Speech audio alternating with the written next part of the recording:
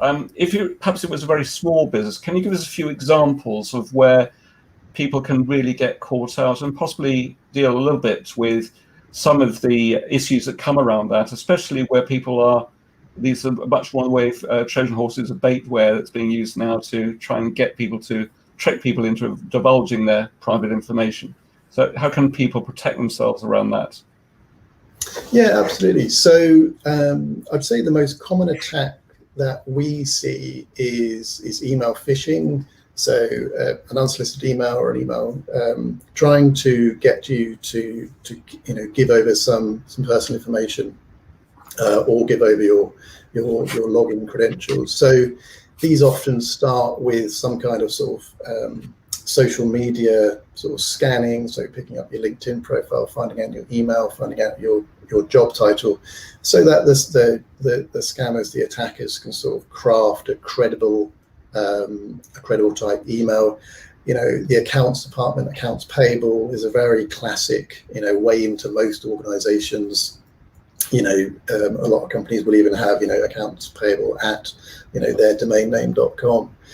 Then so that sort of phishing scam, it is the most common way in, and the issue there is that people can craft some really quite convincing looking emails. And we had a client of ours not so long ago. They had an email claiming to be from Microsoft. It looked exactly like Microsoft. It took them to a web page which looked exactly like the Microsoft Office 365 sign-in. So they put in their username, which is their email address, and they put in their password for Office 365, and it didn't work.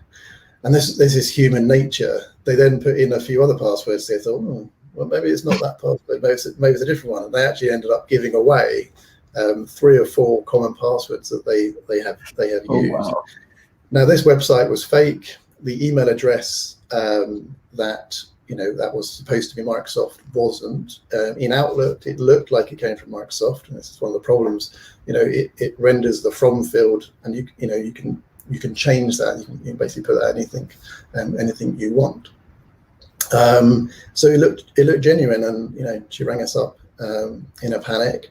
The simplest thing there to do is make sure you got two-factor authentication enabled, which they did have. We had enabled that already, so we knew that the account wouldn't get compromised fully, but we could see the attacker had gone in and was trying to actively change her password, but was unable to because of the two-factor. And then it was a case of going around and changing your passwords for all the accounts that you think that may have been compromised, i.e.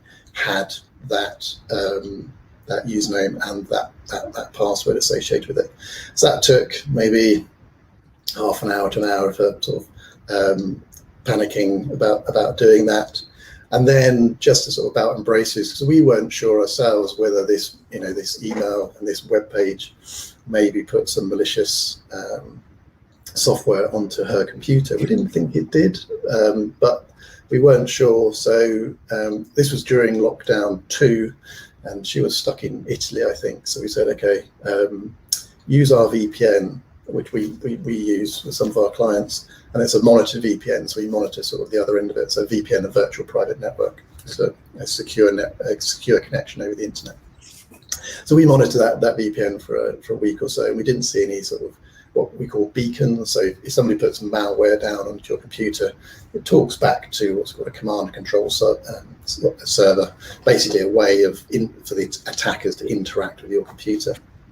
This goes over the internet, and you can often see these beacons, these pieces of traffic going to the malware server, to the command and control server, and we didn't see any of that. We also analysed the email, looked at sort of the headers, and where the actual email really did come from, which turned out to be an overseas server and not from Microsoft. And we were able to sort of, we call it a detonation chamber, basically replay that email and replay that clicking the link in an environment where we can capture what's actually happened, and no malware was being downloaded. Okay. So sort of gave her the reassurance that nothing malicious happened.